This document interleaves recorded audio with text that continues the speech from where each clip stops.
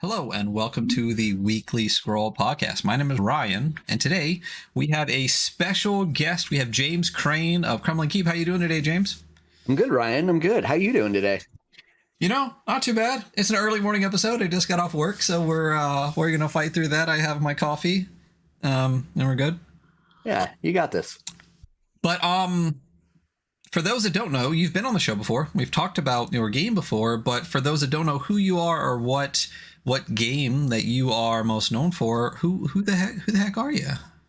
So hey everybody, I'm James. James Crane. Myself and Brad Kishbaugh run Crumbling Keep, small little RPG company. And our flagship game, definitely a thing we're most known for at the moment, is Marching Order, which is a solo / co-op. You can play it like 1 to 4 players.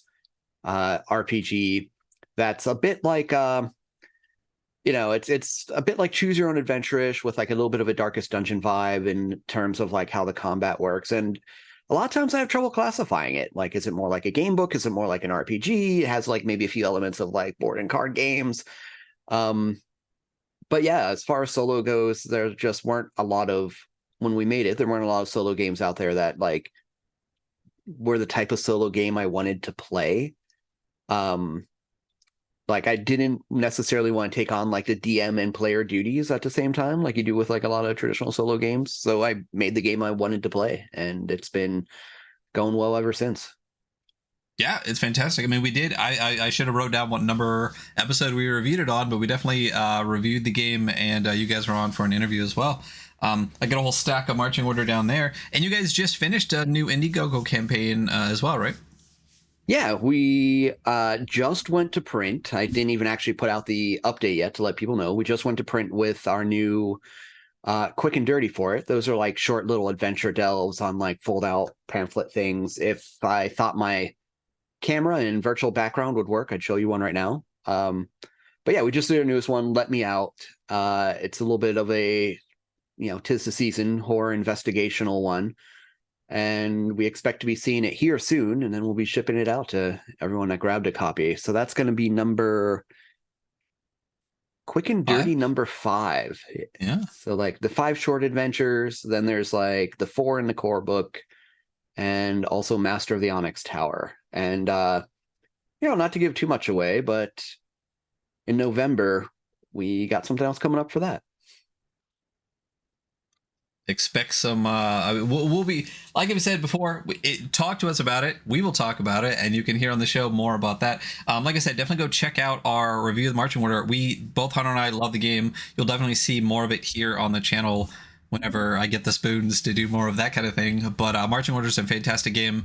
It's definitely, I like solo games. I like the concept of solo journaling games, but I can't really make myself do it. So I love the solo adventure games, and Marching Order is way up there for exactly the kind of game I want to play. So it's definitely great. Always look forward to the Quick and Dirties and for what's coming up in the future. We'll definitely see. But yeah, what are we doing today? We're looking at, it is Spooky Month, and I'm honored for James to be here. Hunter's away for a couple of weeks, so we get some awesome guest hosts to come on.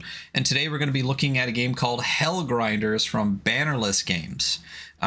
This is a fun, little interesting, illuminated by Lumen game, for those that know the Lumen system from Spencer Campbell over at Gila RPGs. And what was interesting, James, you said you have never read a Lumen game or looked at the Lumen system from Spencer before. Yeah, and don't ask me how, but I've just somehow, and like I'm sure I have some PDFs somewhere from like bundles or whatnot, but I've actually never read through an Illuminated by Lumen game yet. This is a first for me, so I'm coming at it with fresh eyes. Yeah, and it's interesting. We chatted just a little bit before we started about some things that I guess we'll bring up when we actually get. I have notes here. I took notes on my phone while I was at work last night, so I just want to bring those up to talk about. But why don't we just let's hop over to that screen and we'll look at Hellgrinders. First of all, love the logo. It's a great piece of work right there. It's a pretty good cover in general, Yeah. I dig it. I think one of my favorite things about like the graphic design of this game is evident on the cover there. We got the kind of the etching down in the bottom right where it's kind of worn, the property of Ken and Rachel. It has that kind of reoccurring, like somebody scribbled on this motif that I found really enjoyable whenever I came across. See, I was going to ask you about that because I didn't like it. Like, I'll be honest, there are some places where I think it maybe could have been implemented better. But like the little part on the cover there, I think came through rather well. Some of the pen markings look a little, I don't know, like they don't look like, maybe they look like a physical thing overlaid a digital thing. Like it doesn't look like it quite hits on it, right? Gotcha. But I think on the cover it pulls it off well. Yeah, I think maybe if it was a little bit more subtle, I think I feel like I've read this like 15 times, and I feel like half the times I kind of liked it and half the times I kind of didn't, and then I think I eventually settled on like, I don't know. I don't know if it adds anything, but what James is talking about as we go through, for those in podcast land, first of all, the cover is this kind of like gritty black, and he said that it's someone wrote on it this property of Ken and Rachel, which are the writers for Bannerless Games. But it's got this Hellgrinders logo in this really beautiful red font, instruction manual written underneath it, really neat. But throughout the book, it looks like you said, it looks like someone was sitting in study hall and took a pen and just kind of like drew, like there's like at one point there's a comic kind of on the side across like 5 or 6 pages of a cannon like shooting and like killing somebody. There's like the S's that we all drew as kids that were like the 3 lines and the 3 lines, and you connect it all. Like parts of it, like I said, I'm just like, yeah, this is kind of neat, and the parts of it I'm just like, I don't know. I feel like there's parts where maybe if it was like a little bit less or a little bit more subtle, I would have liked it more. I just don't know whether it adds or subtracts, and it's one of those things where that's entirely a personal choice thing. But on the first page, there's a little stick figure guy that says hi, just in pen, just right on like the cover page here. Yeah, and like really tiny, like yeah. you know, squeeze your fingers together and you got a little stick figure guy saying hi on this otherwise like blank white page with the logo in the middle. Yeah, and it's got this like pentagram logo. It's got the Bannerless Games.itch.io and the Positronic Woman.itch.io, which I assume are Ken and Rachel, Ken Lowry and Rachel Stevens. But going on to the next page, it's the same Hellgrinders logo again, this time in black, and it says designed and written by Ken Lowry and Rachel Stevens. And then underneath it is like, again, drawn on in black with like some blue pin underneath. We're not going to get like, I'm not going to talk about every time that there's like sketches in the book, but just know it looks like someone really excited about this game sat down and like scribbled a bunch of sketches and like some like hell yes and stuff like in margins and stuff as we go through it. Yeah, a bit like you grabbed like a textbook that's been the same textbook used in the classroom for like 10 years, and there's like there's a history there. Yeah. And then it's illuminated by Lumen. As we said, this is the system that Spencer Campbell put out. It's in Nova, it's in Light, it's in a bunch of stuff. I know Spencer's coming out with like a Lumen 2.0. And they've been talking a lot about moving away from dice and stuff into different kinds of things. So it's very interesting. Whoa. If you don't know Spencer's stuff of regular RPGs, definitely check it out. Reap is great. Rune came out recently, or came out a little bit ago. So definitely want to check out all of that. But Hellgrinders is, I posted it to the Twitter here. So let me give you the quick and dirty one-liner here. A turbocharged boomer shooter inspired RPG about killing demons and angels as the baddest bastards around. Tagline got me already. I was like, yep, I'll take that. And it's pretty legit. That's, it does what it says on the box. Yeah. And for those that don't know Lumen, Lumen is really designed with, it's very video gamey. I know that Spencer was really into Warframe and Destiny and stuff, and he was putting out Light and Nova and stuff. So there's a lot of parts of the game where you're really like Nova. You don't like you don't die. Like you can't die. You're literally just designed to like be a cool like mechanical Warframe, like murdering a bunch of stuff and doing super cool moves. And if you ever hit 0, there's like a cool death move you do, and after a little bit you come back anyway. Like it's literally just about like doing cool shit in a very video gamey kind of way. And a lot of that kind of Lumen stuff comes through in the game a little bit. And as we go through, there's some, we'll get to it, but to kick it off, there are these 3 I assume it's revelations. I meant to look it up. But it's 66.1, 66.2, 3, 4, 5, and 6 of these very well, it says, and all at once the gates of hell were opened, and demons poured forth in their millions, and so they did consume the earth in fire and blood. And then did the gates of heaven open, and angels poured forth in their millions, and so did they wage battle with hell's legions. And in their haste, the demons of hell left untended the prisons in which they held the souls of countless billions, which they would soon regret. For even as the war of heaven and hell consumed the earth, hell's own prisoners would escape to show the same mercy they were granted in perdition, and soon angel and devil alike would find out they were completely fucked. Obviously, it's not Revelations because that didn't happen. Maybe I'm completely wrong and only read the Bible, when I was a kid. But I love that. Just vibes all day, right when you start off. Like, Yeah, I think this sets the tone really well. Like it's early on in the book, which is good. Like you know what the world and the game is about now, you know? Yeah. I mean, at least from this, it tells me straight up that like heaven and hell are fighting, and then all the people in hell, now that hell is kind of empty, are pissed off, and now they're going to start fighting back. And that sounds awesome. Like, I don't know why you wouldn't want to do that. And I think I like it 66.4 in particular. Like it just gives this really nice, like concise turning point, which they would soon regret. That division of wording, I think, was really good there. Yeah. It's funny, the 66.6 has that pen marking. It's underlined, and it just says nice next to it. So that's one of the ones where I was like, I'll take that one. All skull and crossbones on it. And then another page of flavor, and that's really, honestly, I love the amount of flavor in this. It doesn't give you everything, but it gives you way more. It gives you plenty in just those 2 pages. So we'll just go through that as well. It says the end is here, and the other thing about the book, again, for those of podcast land, it's black and red text on a white background, but it's not 2-column. A lot of like the boxes are like slightly off kilter as far as the text goes. Layout wise, I really enjoy that. It's not crazy art punky, like, as far as like Merkborg or anything, but where instead of bold things, you use red, and vibey lines are separated into their own thing, and like everything being slightly off kilter a little bit feels very thematic. And the fonts, the really big font, like the end is here, the kind of very occulty, long, spooky font used, so good. Yeah, all around great fonts on this page. The copy text one, I'm like, what is that? I want that font. Yeah, right. But it says the end is here. Hell's own legions have invaded Earth. In retaliation, heaven's armies met them in battle, and everywhere they fought, humanity was consumed in blood and fire and fury. The apocalypse came for everyone, and life on Earth as we know it was over. Heaven and hell made sure of that. But in their greed to conquer the mortal world, hell's legions left their prisons of souls in the inferno perilously unattended, and some few souls, thirsting for vengeance and perhaps driven by guilt, seek to bring the fight back to those who would prey on humanity. They have died once, so cannot die again. They know redemption is beyond their reach, for they were already damned.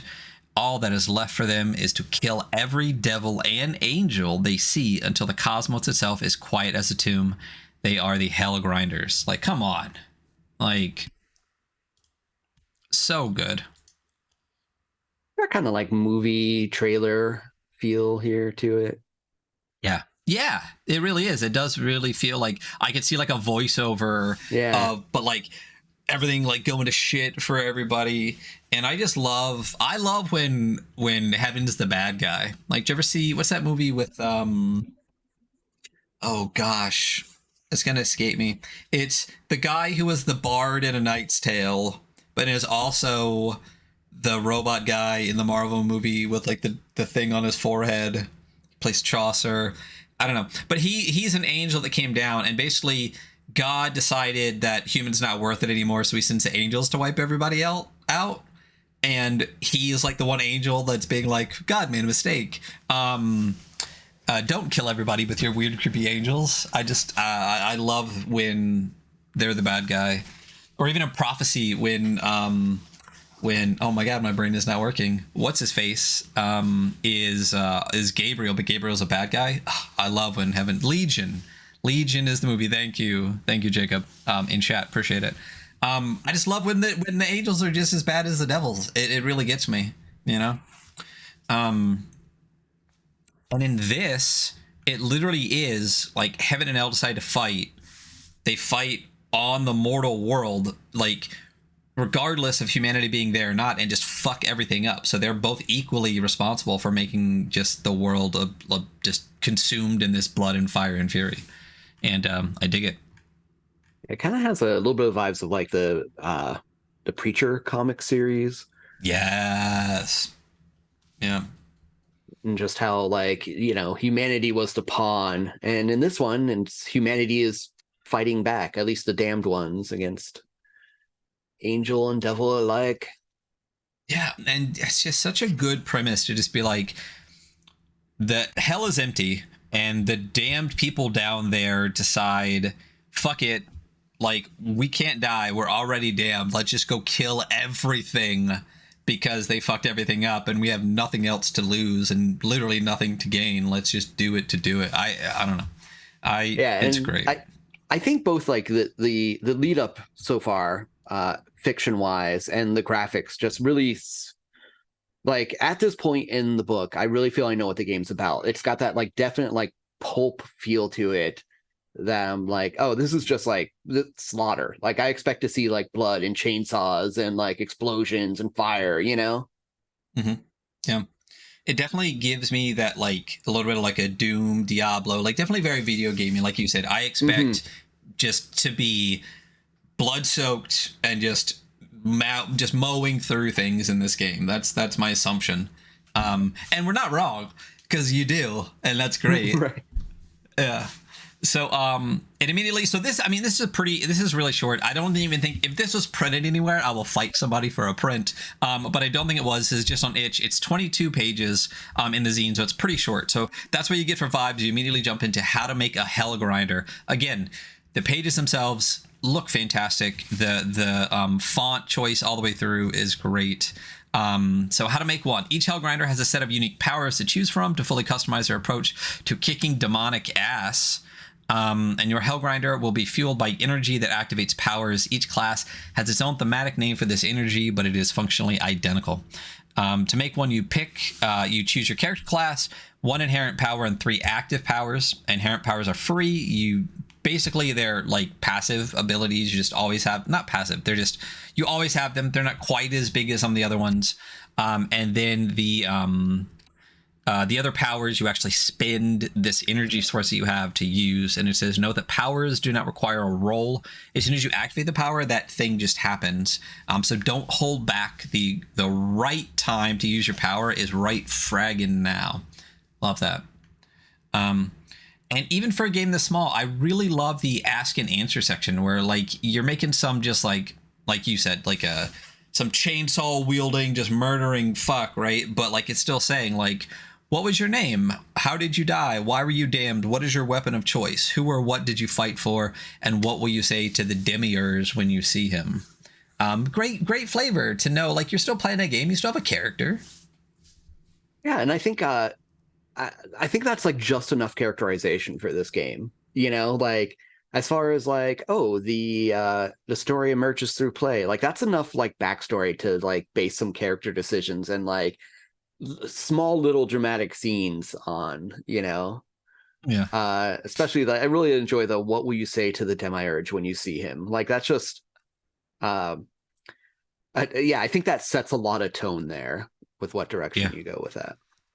See, and what I don't know, this is one of the times where I was like, I wasn't a fan of like the writing on the page, because to me that was like a really like, ooh moment. And then what's written underneath it is, get in, loser, we're going to murder you. And I'm like, I don't know, I felt like that took away a little bit of the impact next to it. And like, who or what do you fight for? And it's Dio. I'm like, okay, Ozzy is a million times better than Dio. Regardless. Well, yeah, I mean, given. Yeah. But I think I can see it. Like, I think I understand the why of this, right? Like, if we're going with that, like some wastoid has a textbook and they're writing in it, like it thematically, I guess, makes sense. But like, yeah, I think you're right. Like, I feel like, especially with that last one, there's like some room for epicness there that it did kind of detract from a bit. And again, to each their own. I think a lot of people are gonna read this and be like, I think that's so cool. Like, I love that it's like scribbled on. It looks like someone's like really used this and stuff like that. I don't that's not, in my opinion, like a critique that'll come out like in the like score or something at the end, because I really feel like it's a personal opinion for like whether people like that or not. I just think I was half and half, and I'm just leaning towards like I wouldn't mind maybe just a touch less of it sometimes, but hopefully that's the last time I talk about it.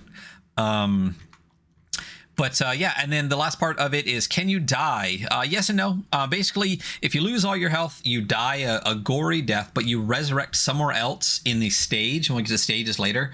But you just like pop up somewhere else, and you better go find your team real quick before you get into another battle and die. But there is a catch. Each team has a total of 3 lives, and that's it. So if one person dies 3 times, that's it. If each person dies 1 time, that's it. But it's a total of 3 in their pool. But once the pool is used up, anyone that dies after that stays dead until the boss fight. But everyone gets at least 1 life against the boss fight. And then once the boss is defeated, everyone gets rezzed. The life pool resets to max, and you get to start over. So very video game in that aspect, where it's like you just kind of like respawn at another spot and then come back. And I like the idea that if you go down after that, if everyone can still just get to the boss, everyone can come up at least 1 more time. I think that's really neat. Yeah, definitely agreed there. When we were talking before the show, and you mentioned just like the video game aspect of this, I think that's something that didn't click for me the first time I read through, which made perfect sense the moment you said it. And you know, like if I'm envisioning like a classic side scroller, like it's adapted the rules of that for multiple people pretty well, in terms of like, oh yeah, you have a shared life pool and you pop back up somewhere in the stage, and like it's not fun if someone's dead and you're just staring at everyone playing forever. So obviously everyone comes back for the boss fight, right? So yeah, I appreciated the life system here, and the loopholes through it of when folks can come back. Yeah, I dig that a lot. One of the other things that kind of, something you just said kind of made me think about it, is I feel like one of the like biggest critiques I have of this game is some of it is written as if you've already read Lumen game before, or you're familiar with like Nova or Light or something like that. When we get to later points, there's like it starts talking about distances, but like it never says here are the distances, or like it says you can do this on your turn, but it never says what you can do on a turn. So I think there's some things where like the whole game is written as if like with like an implication that you had read previous Lumen games before. And again, I know it's like super small, but like I don't think it would have taken a whole lot to just like have maybe just like a little bit more explanation of like the system if you haven't used it before. And from having not read any Lumen games before, it did definitely leave me with some questions because of that. One of my biggest ones was like, so can I like activate multiple powers in a turn? And there's a power coming up on one of the classes in particular that made me ask that, which we'll get to in a bit. But yeah, it definitely left me with that question of like, well, what happens in a turn? How many of these powers can I activate? And I think for something that feels yeah. Anyway, yeah, we'll get to that a little later on. I think literally one more page that just has like a couple of those things for like, this is distance, this is movement, this is turn, this is powers, like could easily be done, especially with the way they do the layout here, in literally just like make this 23 pages instead of 22. Which I guess would make the back cover, you know, whatever. But like could easily make this feel more standalone than having to necessarily, like I said, have the implication that you read the systems before. But yeah, we'll get to the power. So Hellgrinders are defined by 3 stats. I love 3 stats. 4 is great for me personally. I think 3 is fantastic, and I think 6 is way too fucking many. I don't know what your ideal stat number is. I don't think I really have one. Like, I really think it depends on how it utilizes them. For like a game like this, I think 3 is perfect.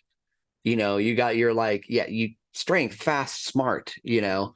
And I think it's just how many, I don't want to say how many stats you can get away with before they start overlapping each other, you know. But that's definitely like one of the like signs there's too many stats. Like, oh, do I use this stat or this stat for it? If it's not clear, you probably have too many stats. Well, that's why I always go with 6 or 4, because I genuinely feel like int, wisdom, and charisma could all just be one thing. Like, that could just be like a mind stat, because those, in my opinion, those are all like, I don't see why one necessarily would be more than the other. So like 4 for me is great, but I love the feel of 3, and a lot of them use this. Like, they use 2 body stats and a mind stat, so it's strength, speed, and savvy.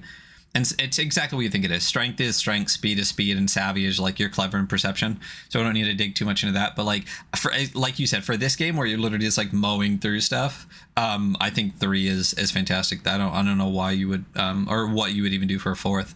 And then the core system here says whenever your Hell Grinder attempts something that risks failure, decide how you're doing it, choose the relevant stat, and roll that many 6-sided die.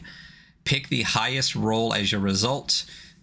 You get 1 to 2 means you fail and there's a consequence. 3 to 4 means you succeed but there's a complication, and 5 to 6 means you succeed with no complication. So it's a mixed success dice pool system. You basically, however many stats, if you have 4 savvy, you roll 46. You take the highest number that you rolled across those 46, you slap it on this tier here for the mixed success, and that's what you get to do. And I think going back to like things I think I missed, like I'm familiar with like mixed success from other games, notably like Forged in the Dark games. I was playing some Scum and Villainy last night, actually. It's really fun. But I think one of the things like I would like to see is like, I mean, I know what the word consequence means, but I would love to see some maybe samples there of like, well, is it, and sure, to some degree, like it's up to the person running the game to interpret. But like, if someone suffers a consequence, does that mean their character straight up dies, or does it mean they lose like a health? Like what is the what could that look like? Right. And I think I have some ideas again from playing other games, but like I'd love to see like what they envision that to look like. And again, I think that comes from that kind of like written as if you've played like other Lumen games, especially Nova, before, where you've seen the consequences and they're better laid out in a different thing, or like not better laid out, they just are laid out in like a different thing. So I mean, I get that it's like a quick little hack, but it's the same thing we did Dark Grail last week with Christian Sorrell, and it's one of those things where it's like it's small, and God, I wish it was just a little bit bigger. You know what I mean? Like 1 or 2 more pages in this, and I feel like it would be like damn near perfect in my opinion for exactly what it's going for. But I think with that one, it was really trying to be like kind of like a 1-page thing, so it was like really crunched by like the space it was to do. But this one, it's just like it's a PDF. It's on itch. You could just throw like 1 or 2 more pages in and just clarify like 1 or 2 things. And I mean, I don't know why this isn't all over everything. I'd play the shit out of this. So like, I don't know, just a little bit more clarification for exactly the thing you just said, Lynn, would really elevate this a lot more. But yeah, that's the core of Lumen right there, is really just that dice pool mixed success, with the 3 stats kind of thing. And I mean, I like it. It's super simple. It's super easy. We did Blades in the Dark. We weren't the hugest fan of the way Blades in the Dark was working, but a lot of the Forged in the Dark games we really enjoy. And this kind of has that similar, mixed success dice pool thing. So,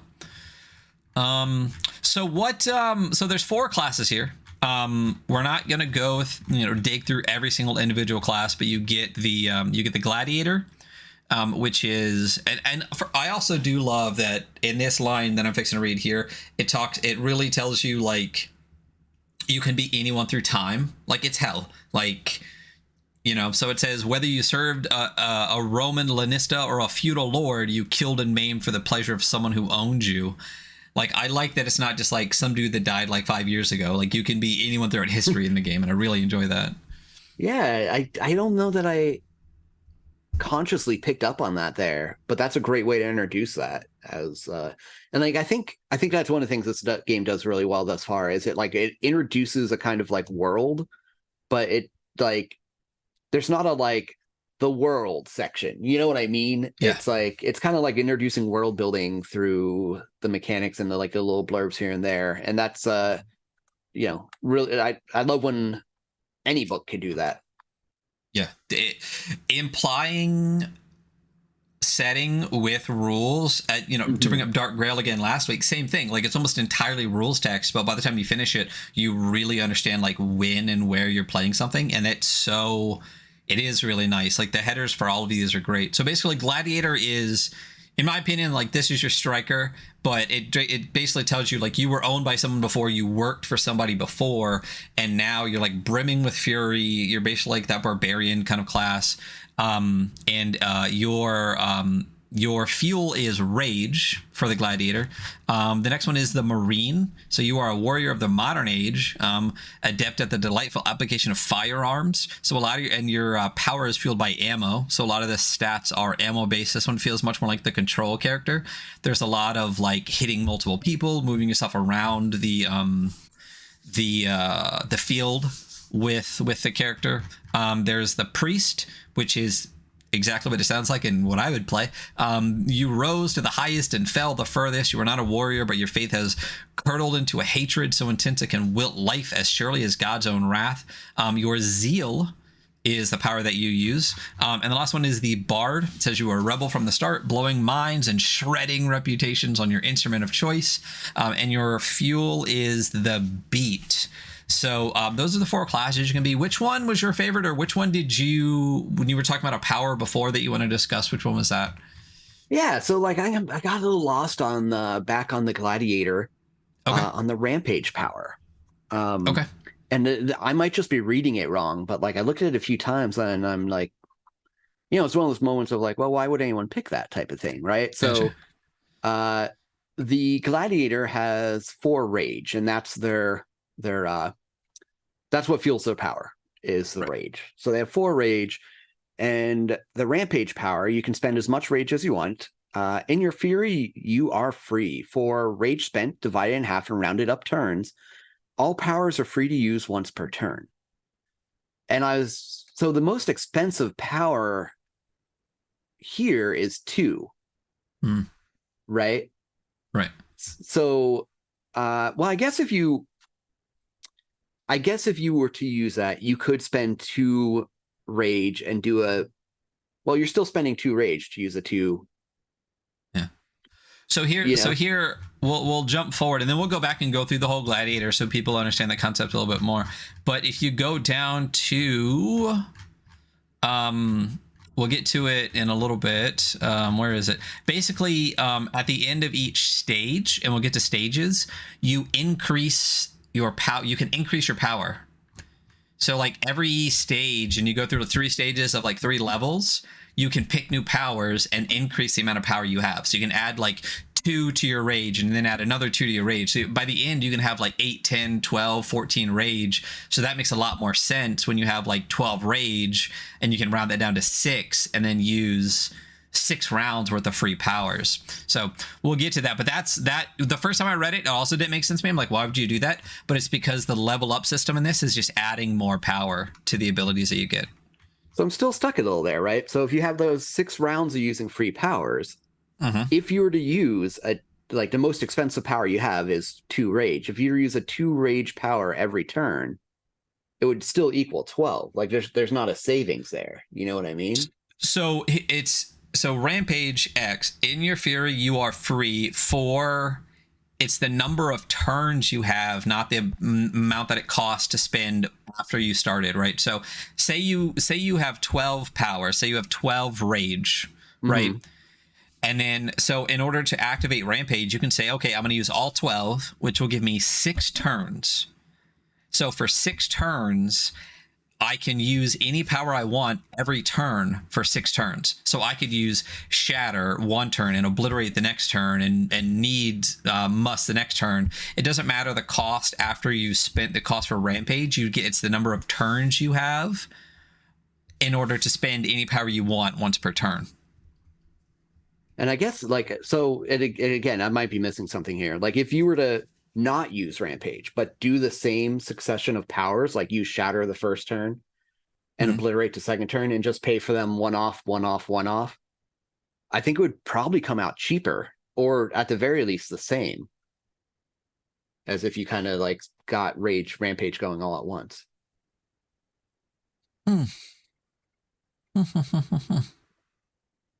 Divide it in half and round it up. Turns all powers. All powers are free to use once per turn. Yeah, I mean,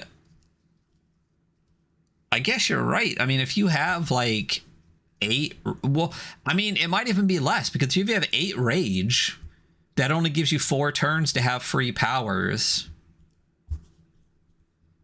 But if you were to just, so that would give you 4 turns to use obliterate, which is 2 each, which is like the highest one you can do without. Right. So, but if you just used, which would be 8, so it'd be the exact same.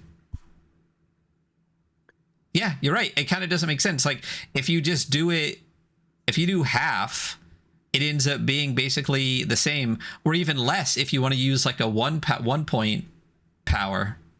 Right. You're kind of like missing out. Oh, you're right. I mean, if you just half it and the most anything costs is 2, you're literally missing out on it. I mean, yeah. I mean, I don't know if I guess if it's rounded up, you could like let's go back to 8. You spend 7, and you could potentially get 8 points worth of power. So you could like get 1 point. Yeah. 1 point. Yeah, you're right. That doesn't really feel. It feels like, you know, robbing Peter to pay Paul. Like it's it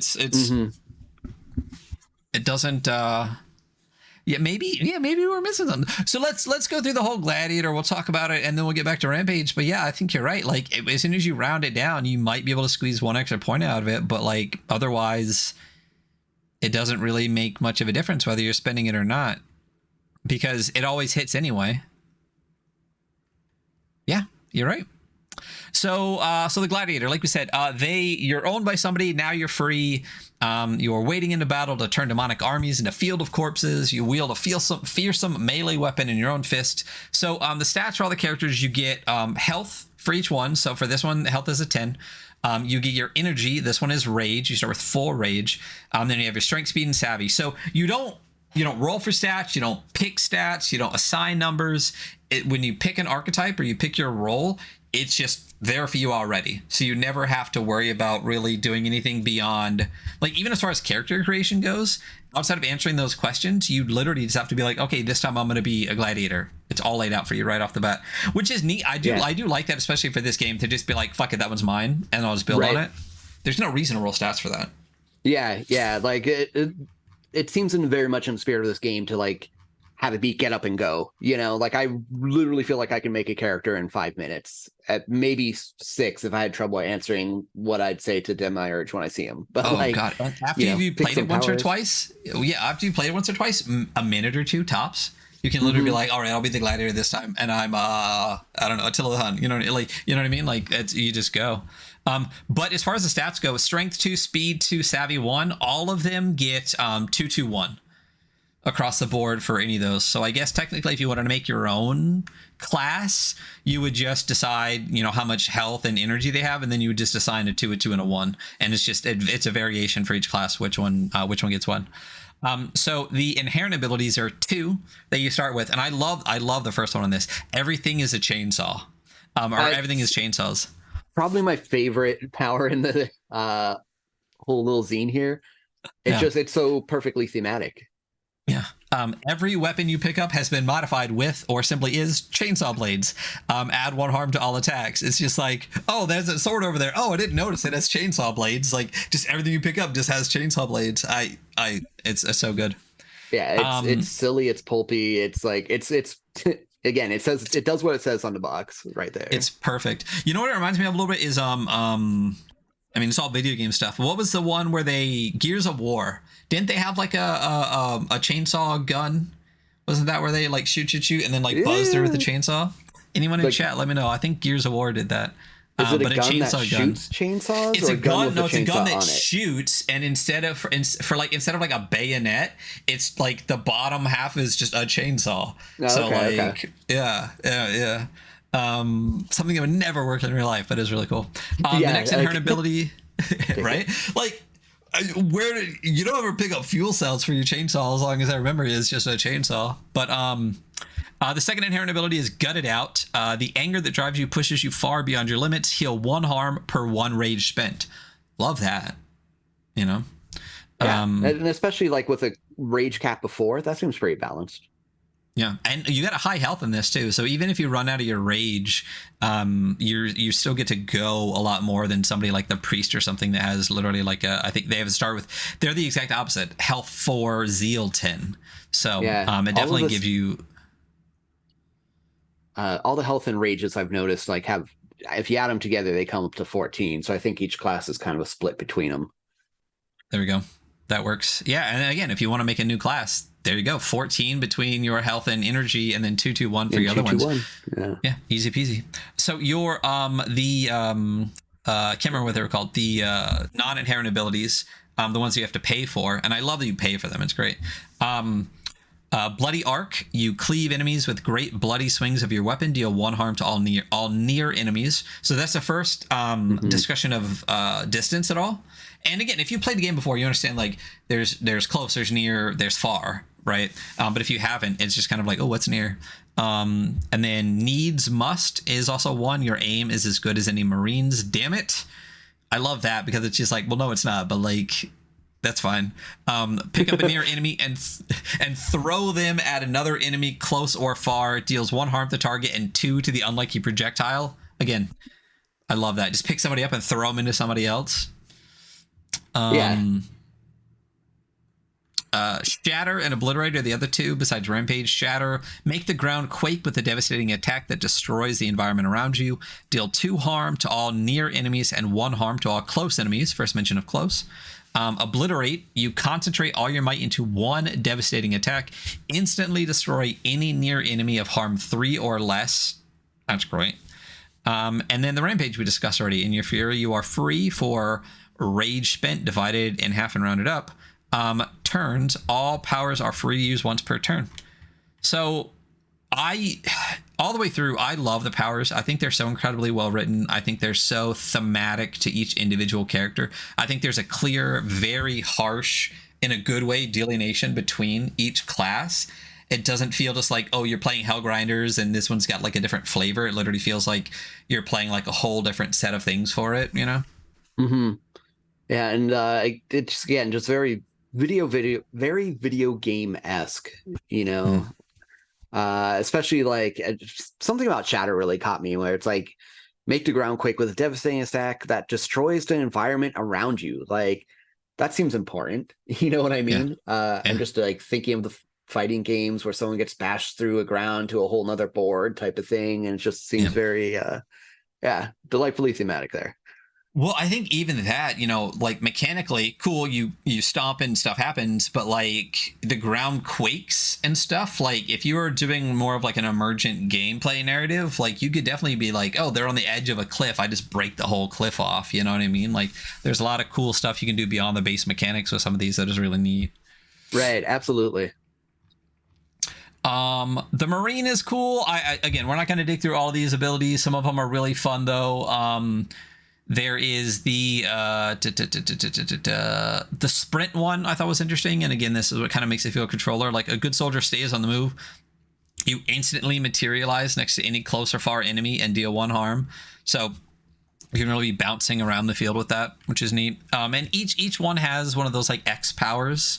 The Marines is Blaze of Glory. You don't quit until the job's done. For every health spent, instantly slay 1 close enemy of 3 harm or less. So this one's really about dealing a lot of damage to multiple enemies. And in Lumen, Spencer did a really, really good job too with the core classes in Nova of making it feel like the kind of like classic for like striker, leader, controller, and whatnot. So I like that they continued it through this as well.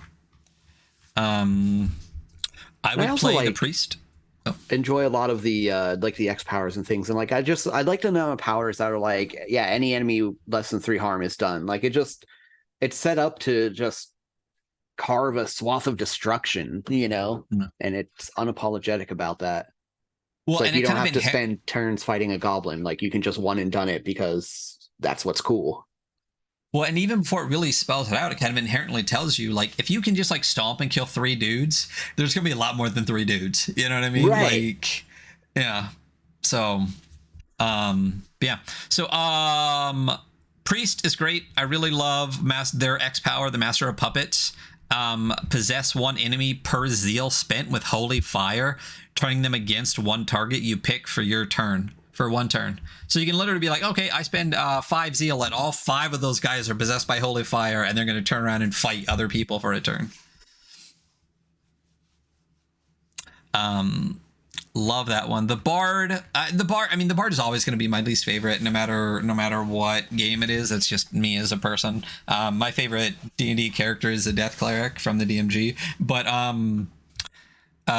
the voice like a horny angel got me. That one was with great. the little pen marks above it. Nice. Yeah. Yeah, like I feel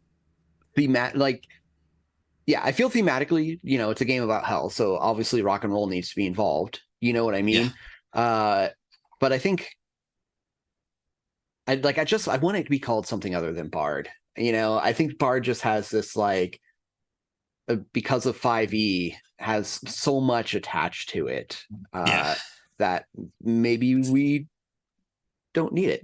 I mean, it's not like a deal breaker for me or anything. It's just I think it's hard for me at this point to hear Bard in a gaming setting without thinking of bards, 5e bards, and all the things attached to them. Well, the thing too is okay, so priest is kind of generic, but it's when you read the class, not really, but when you read gladiator, it's pretty specific about what it is. It's not warrior. And especially when you read marine, it's a straight up modern marine. So it's a very specific thing. I feel like if you're going to use something that's a very broad open thing so that people can read their interpretation into it, that's fine. If you just want to have warrior, cleric and stuff like that, but with marine being so specific, and when you read bard, it says you were a rebel from the start, blowing minds and shredding reputation, and everything about it is you have your mighty axe, which is obviously a guitar, and ride the lightning, and you have my axe and all the rest of the stuff is very clearly about guitar. So I didn't see any reason why this couldn't just be Rockstar. You know what I mean? Right. Or rocker. Yeah. Rocker was foremost in my mind. Yeah. And because, again, marine is very specific. There's no reason that rocker or rockstar or whatever couldn't just be a specific one. And, but that means you could have drums, you could have guitar, you could have keytar, whatever you want, Obviously keytar, yeah. Yeah, I mean, who wouldn't go with keytar? But yeah, I mean, but here's the thing. I wouldn't pick Bard because that's just not me. But the Bard abilities are really cool. Actually, the Ride the Lightning ability is really neat. Attack an enemy with your weapon, and on a crit, you roll an extra dice. You may add the second roll onto a new one. The actual abilities of the Bard are pretty brutal as far as kind of a mix of what they do across their before the devil knows you're dead is their X ability. Negate a death blow against yourself or an ally. Costs the same as the harm of the killing strike, can be invoked at any time. I love that, because whether it's 10 or 2, you're not just oh, I have to use all of my energy. If 2 really killed your friend, all you have to do is spend 2 and then they're just not dead. That's great. Yeah, as far as buffing and confusion and the blue deck Barding. of barding, yeah, basically, yeah. The set of powers is really good for that. Yeah, I think you're right. They just a tweak on the flavor. Bard thematically feels a little bit off base for the specificity of what the powers and stuff are afterwards.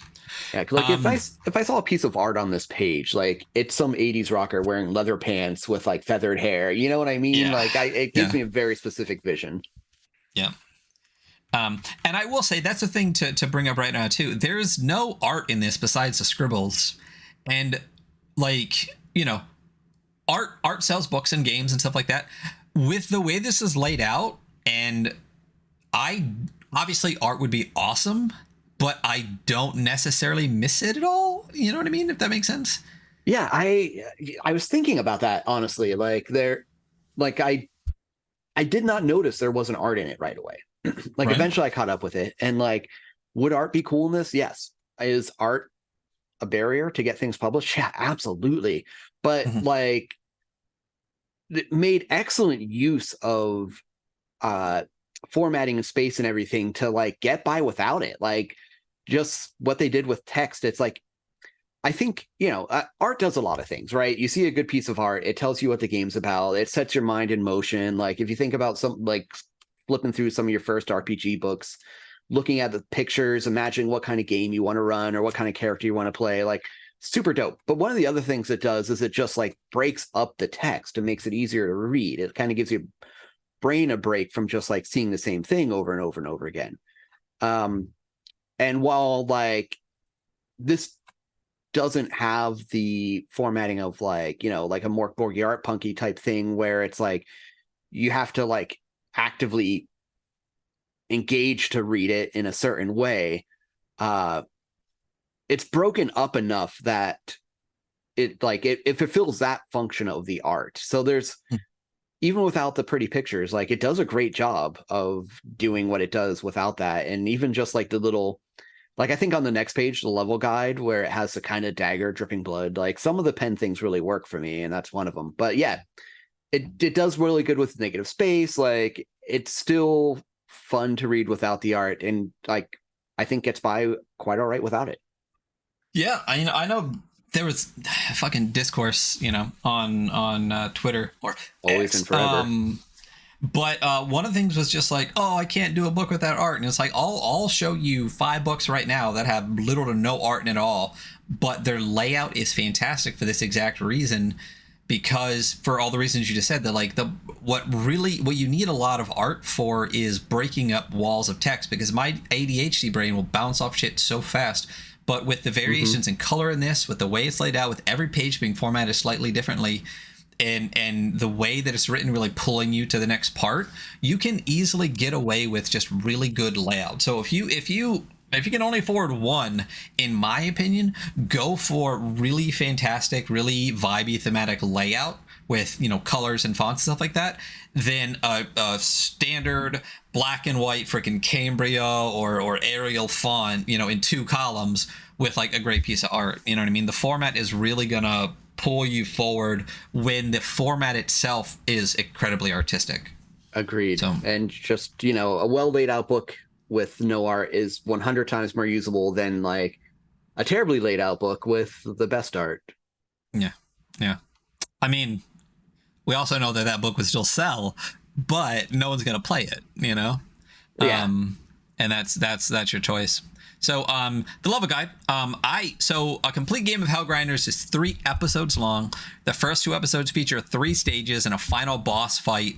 The final episode is one epic boss fight, the conquest of heaven itself. I love this idea. I think it's fantastic. And again, we're just, talking about the layout, the conquest of heaven itself, like everything's black except the conquest of heaven itself is red. Like it really does a good job of like, boom, like this is your end game right here. And I don't, again, not having read a lot of, any of the Lumen games, I appreciate this, like episode 1, episode 2, episode 3, like it tells you exactly what to expect. And I think there's something really cool about that in the way, like this structure it has set up. Yeah, I'll say this is not that. This is, at least as far as I've read Nova and we reviewed it on the show, like the whole like levels thing with the final boss thing is not really a Lumen thing. Like this is a really like a this game thing. There's some stuff in Nova that definitely lends towards the way that you should do things, but it's not episodic the way this is. And I think, I don't know, I love this so much to know that like, let's just go play 3 sessions, and Right. we'll just do 1, 2, 3 and just be done. Because honestly, like how kind of svelte this is, that's about as much of a campaign as you're really going to get out of this, and I guarantee you'll get very few characters all the way through. Well, no, I guess, I mean, everyone just kind of comes back anyway, whether you die or not, once you get to the end of the level, unless you just TPK. But yeah, so there's a breakdown of the 3 episodes. First is Hell on Earth. You tear into the rear flanks of Hell's Legion, retaking human civilization block by bloody block until you confront and destroy one of Hell's generals. For each stage, roll once on the maps table and once on the complication table. For the boss fight, roll to see which fiend you face. I love the tables. We'll get to those. Episode 2 is Where Angels Fear. So Hell may be decimated, but Heaven's armies are bent on wiping the earth clean. Do to them what you did to their adversaries, including their archangel leader. And same thing, you roll on the map's complication table, and then you fight an archangel. And then episode 3, the throne, which I have the most to say about. But Earth won't be safe until the source of its woes is destroyed. Raid heaven and kill the two-faced deity of good and evil known as the Demiurge. Should be easy. Yeah. I like how this leans into, I think a lot of games, like there's almost like this, I don't want to say there's a separation of mechanics and fiction, but I think like there's a certain point where most games dial back telling you like what type of game you want to run and what it looks like. And I like how much just bought into the opposite of like 3 episodes. You are going to play 3 games of this, and here's what each episode is going to look like. And it just like, it doesn't shy away from providing a very specific play experience. And for something that like you want to play 3 games of, that's great. You know? Yeah. I mean, the structure is fantastic. And like you said, the scaffolding, it's weird. It's a hard thing to really, I guess, decide when you're making a game, or, you know, with all the games that we've read, that exact thing where how much scaffolding do you want in this adventure or in this game? Like how much is too much? And this one, like you said, doesn't give a shit. Like, you're gonna do XYZ. It feels very video gamey. It definitely still bought deep into that video game. Like, I mean, it's called episode 1, 2, and 3, but I almost wish it was just called level 1, level 2, level 3, you know, because that would be exactly what it is. So I love this page 2, Your Descent. Episode 1, Hell on Earth, 3 stages, 1 boss fight, arrow down. Episode 2, Where Angels Fear, 3 stages, 1 boss fight, episode down. Episode 3, The Throne, 1 huge boss battle with a toilet drawn next to it. And then at the end of each stage, okay, so this was the part I was talking about before that didn't matter because we were talking about something different. At the end of each stage, Hellgrinders may re-choose their powers or bump a stat or health by 1. So you can change your powers every stage, and there's 3 stages per episode or per level until the final one. And then at the end of each boss fight, Hellgrinders may add a new power or bump a stat or health by 2. Well, I guess, you know, here's the thing that I had a question about too. I guess you never do increase your energy, at least as far as that goes. And how do you gain energy back? My assumption is, like, at least after the boss fights, everything resets. But if you can re-choose your powers after every stage, my assumption is, like, everything resets after every stage. But then does your health, like, when does your health and energy and stuff come back? Yeah. Well, I think you can bump your energy, because that you could bump a stat, and that would be a stat, right? So you could raise that by 1 or 2 hosts. I guess. I mean, I guess energy would have to be a stat, because you have like your 3 stats, and then it just depends on how you read the way it's written, because before it talks about like you have this, I don't know if it ever calls the energy you use a stat, but I would say that's legit. You could do that though. I would definitely throw that as a stat, because as we pointed out with Rampage, it makes even less sense if you only have like, if you can only literally do it once. Like, you get like two turns, and then you spent 4 rage to use 1 power like twice, and that's it. So yeah, I think the assumption there, but the fact that we have to say, I think the assumption there is X shouldn't like including energy or something like that would have been nice to see here. Yeah, but also like you're right that it does, like, it very specifically calls out strength, speed, and savvy as stats. And then it also mentions health there, but without mentioning their 4th classification, be that rage or ammo, whatever. It's not really like, I would have, like you said, it's not really spelled out. Like, I'd imagine that's a stat, but also it never explicitly says that. Right. But also I kept asking myself, like, when do I get my energy back? Like, if I spin it all in stage 1, is it reset for stage 2 and then reset for stage 3 and then reset for the boss fight? Like, yeah. If I've used all my rage, when do I get my rage back? Or does that replenish after the boss fight? Yeah. Like, and my assumption is right.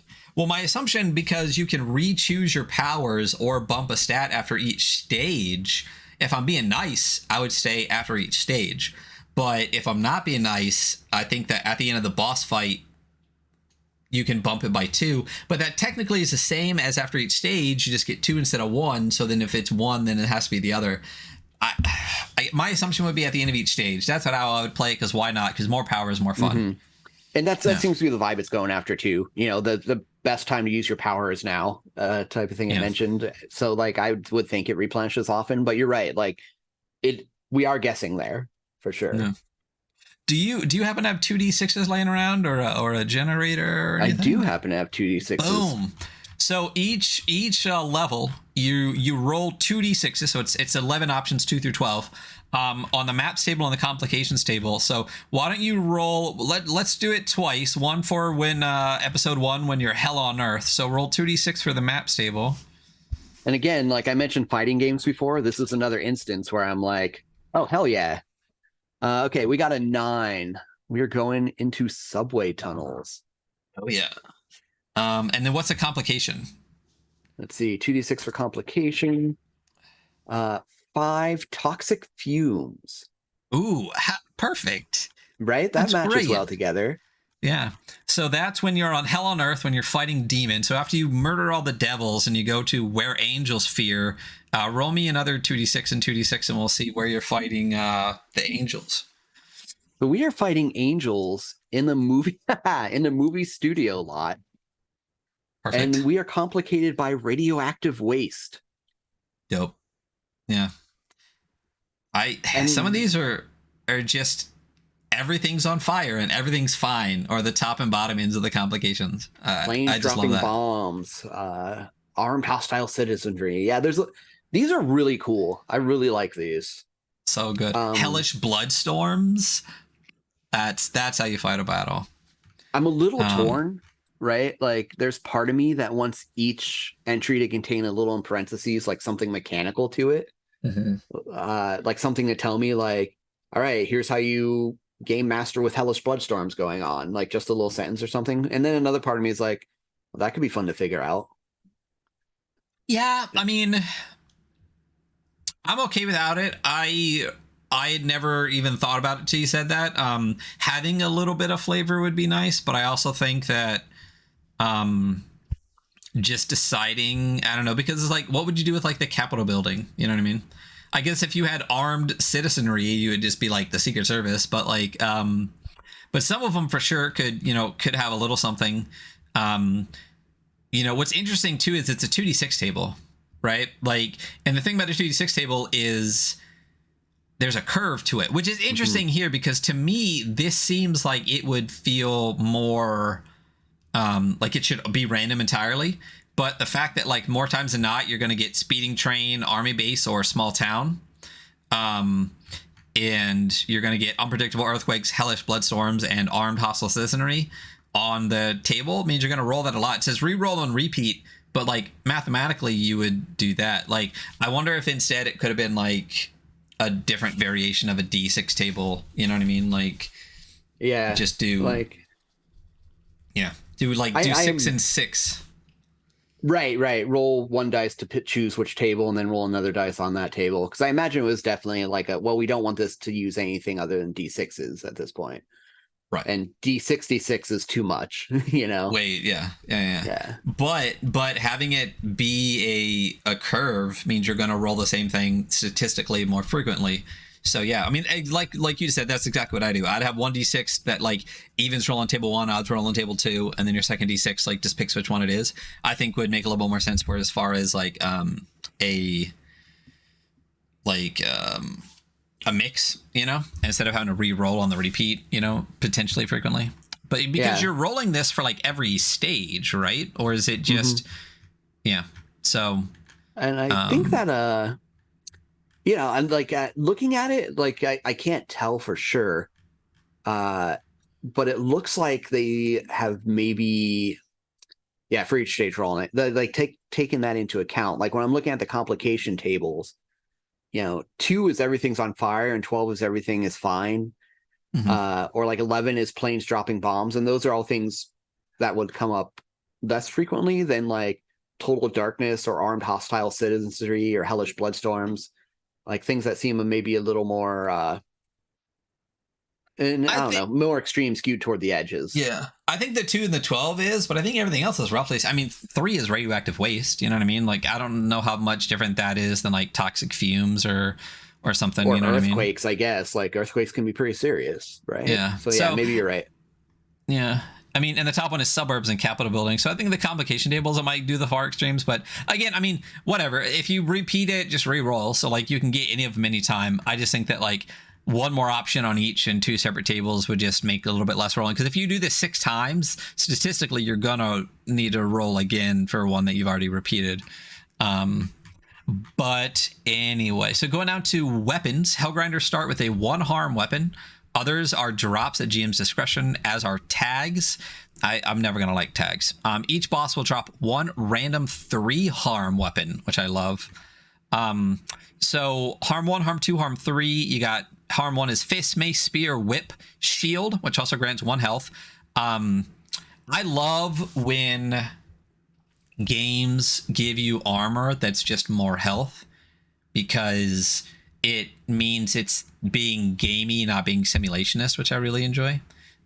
Because what's the point of health or of armor? It's to take less damage, and having more health is kind of the same as like taking less damage because you have more that you can take. So I really like when it's just like, oh, you have heavy armor, cool, add 2 health. Like it's a very like, what was the actual problem you were trying to figure out, and just do that, you know? Especially if like so many games make it a point to say like HP isn't necessarily physical damage. It's Right. like it makes even more sense then. But not for any reasonable reason. I do love my armor soaks, I do. Oh yeah. I mean, listen, I'm a soak guy too, but for games like this, I think that, I don't know, it's one of those things that like intellectually, I think it's just really clever. The first time I saw like, oh, wait a minute, armor just adds health, I'm like, why? And then you go, oh, it's because like you're just solving like a game design problem, not being simulationist. Like you're just saying, what does armor do game wise? And like, I don't know, it just, yeah. And as gamey as this game is, like, yeah, that's perfect. Yeah. 2 harm, sword, axe, flail, shotgun, assault rifle, Tesla coil. Okay, bolt stunner. And then the 3 harm, chainsaw, unless you're a gladiator, because then everything is chainsaws. Everything's chainsaw. Gauntlets, chain gun, rocket launcher, flamethrower, pulse rifle. I love that bosses drop a 3 harm weapon, which means 2 of you can have a 3 harm weapon by the time you get to the demiurge. Interesting how much they put into tags here with how light everything is. There's 1, 2, 3, 4, 5, 6, 7, 8, 9, 10, 11. There's 12 different weapon tags, and each one is mechanically different. So for example, like blinding, afflicted enemies miss half their attacks for rounds equal to the number of harm that it did. It's interesting the amount of mechanics that are in these 12 tags. Yeah, it definitely gets maybe a little more crunchy here than it had been. I'm curious about your feelings on tags. This is the first time I've kind of experienced them myself, and I was like, oh, I kind of like this as an idea. They're modifiers for weapons, but I have no like practical application here. Tags, I mean tags is in like an overarching use of the words and phrases and stuff like that. Like there are other games where it's like, I don't know if it's just the word or the way it comes off. Like for example, like you could have a game where you choose like a tag for your player. So like your player could have like the timid tag, right? And then what does that mean for your player or whatever? I honestly would have to really sit down and think about like what bothers me so much about like tags, but I feel like it's this is how I like it. I just don't like the word tags. Where it's like it gives you a specific bit, but like I feel like sometimes a lot of people use tags to take something that could be very broad and try to make it specific in a way that I feel like would be better if it was stayed broad, if that makes sense. Yeah, okay. And I could be off here, like kind of like a mechanical application of fiction that doesn't necessarily need to exist. Yes, like so like if you have like the brave tag, when you're doing something brave, get like an extra dice or whatever like that. And it's just like, I feel like in the same way that I don't like the base moves in Powered by the Apocalypse, I feel like it's a way for people to look at the thing and go, okay, I get a dice for brave, so I need to do something brave, versus do what you want, and if it happens to fit, then you get the extra bit. You know what I mean? Yeah. So that's like there's a lot of times where I would prefer not to have like a roll table. I would want just a list, because if you have like a roll table of examples, for example, like say that you make a new game and there's no classes, but here are 3 example classes to go off. I guarantee you 80% of people are going to pick one of those example classes, even though your intent is for people to make their own. You know what I mean? It's because when you give them the thing, the brain will just go, then I'm just going to do that thing. Yeah, So that's to legitimate. me, yeah, tags is exactly that, where it's like if you have a brave character, act brave and be rewarded in some way. Don't say brave and then be like, well, how do I get the reward? I be brave. It's kind of like backwards in my head. I don't know. Yeah, it's I'm probably completely wrong, but well, no, I think you got something there. Like if you give people tools in a game, that's what they're going to use. Like if you put big fucking guns in your game, people are going to want to shoot big fucking guns, you know? yeah, And if you put incentivize being brave, people are going to want to be brave. yeah. And But well, like, they're either going to be brave or argue about what that means so that they can get the bonus. right. But like, if you say, for example, say that I'm saying like you can pick any weapon you want in the entire world, and my 3 examples are cannon, M16, handgun. Right? But pick any weapon you want in the entire world. Odds are someone's going to pick like M16 or a handgun, or be like, oh, guns, okay, shotgun. You know what I mean? Even though you can pick any weapon you want in the entire world. Like that's the part that gets me, where like when you give too many examples that are specific in a specific way, there's a difference in my mind between like trying to reduce paralysis of choice and like funneling people into a specific thing for that exact reason. I don't know. But yeah, whatever. It's probably just the word tag at this point. But anyway, that's our discussion on tags. We will be producing a second podcast of 13 episodes where we discuss tags. So next is enemies, mob. So there's 3 types of enemies. The first is mob, and I love this. It's cosmic cannon fodder. Alone they're pitiful, and numbers they're lethal. So for example, there's inferno mobs and angelic mobs. Love that. And the health of them go from 1 to 3, 3 being the most difficult. There's only 1 for each of those, but there's 3 1 health enemies, a 1 2 health enemy, and then 1 3 health enemy. So easy peasy on the inferno side is your skelly boys. They're called skelly boys, and I love that because that's what I call them. Skeleton armies wielding archaic weapons ineptly. I love that it's ineptly. They also have crossbows, which are 2 harm, either near or far, and the moves are charge, crawl, and rally. It doesn't tell you what those mean, but make it up on your own, and I'm fine with that. I love the white collar drones. They're souls of the damned with no ambition beyond their career. They're chained to the nearest elite enemy, and their ability is a pencil stab. They can just stab you with a pencil. That one really got me. Yeah, that's pretty spot on for that. Yeah. And then the angelic mobs, biblically accurate angels, holy ghosts, flagellants, moral crusaders. I just love them. They're great. I think, going back to moves, I got a little stuck there myself as well. Because to me, I'd like not having any experience in Lumen games. I'm like, is that just vibes? Like, does that have any mechanical effect at all? So, I mean, I would have it have a mechanical effect that I would just like make up as I go a little bit. But this is another one of those things where like it's interesting, where you could just say, here's the thing, make it up for your table. That's fine, except it doesn't say that. Or you could have 4 pages where it breaks down what every single one of these means mechanically. And I would rather it be make it up for your own table, but like here might be an example. I would have not minded that little bit, like 2 lines right there to say, oh, I'm not going to tell you what cast web actually does, but based on everything you've read on the game and stuff like that, here might be an example of what cast web does, and just extrapolate that across everything, because I don't think that'd be difficult.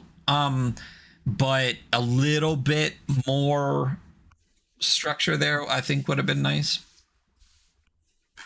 Yeah, indeed. It also doesn't tell you how many bad guys. How many is a lot. Mm-hmm. Yeah, because you want those mobs, but I think it's a little hard to, if you're running your first game, to how much mob is a mob, Mm-hmm.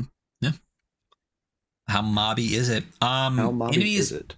there's the elites. These are divine lieutenants. So there's infernal and angelic elites. You got fallen grinder. I love that one. Basically you, but the bad guy now. Mother drone, skeletal dragon, the goat, the greatest of all time goat. I love that. A 6-legged cyborg goat, big as a city bus. Yeah, so good. Health 6. So these guys are 4, 5, and 6. They do like 3 harm, which is great. So these guys are definitely a step up. The angelic ones are a celestial cyst, which I love. Throbbing, health-sized heart of divine dread. Ah, so good. The werewolf, cherub, blood Valkyrie. That's just a great name, let's be honest. 12-foot tall warrior queens who love only war. Yeah. Be still my heart. Right. And then you got the fiend. So you actually roll for these. This is like the boss that you roll for at the end. So there's 4 fiends: Mephistopheles, Baphomet, Dagon, and Baal. So just picking one, Baphomet, obviously. Baphomet's domain is betrayal, perversion, and idolatry. None in his realm should trust their senses. Health 25. Goddamn. They have a confusion ability, and these are specifically laid out, which is interesting. Grinders roll 1d6 on every attack. A 1 means they hit an ally. Duality, 2 harm on 2 attacks. Serene Visage, stun random grinder every 3 turns. And the Papal Bull summons 2d6 moral crusaders to defend it. Which, I mean, it's 2d6 elites. The moral crusader is an elite, right? No. No, it's just a mob. It's funny that Baphomet summons angelic bad guys to defend it because it's a moral crusader. And maybe that gives us some kind of insight into how big those mobs should be too, you know? Yeah. I mean, my thought is like one unit of mobbing is like 6 in my head. So like I would throw potentially like, I would say like, okay, what does 1 feel like? Okay, what does 2 feel like? Okay, what does 3 feel like? But 2d6 I feel like is like, if the players walked into a room and there was like 2d6 scaly boys going at them, I think that feels good. Yeah, and especially if like, you know, you can use some of those powers that just mow them down by the handful. Well, yeah, the one is like stomp, and like you kill like anything less than 3 harm. So like you just run into a group of like 10 of them. If they're like near, they're all dead. So I wonder like how big a board would you need to have sometimes? Yeah, I am curious about that. Like that's one of the things that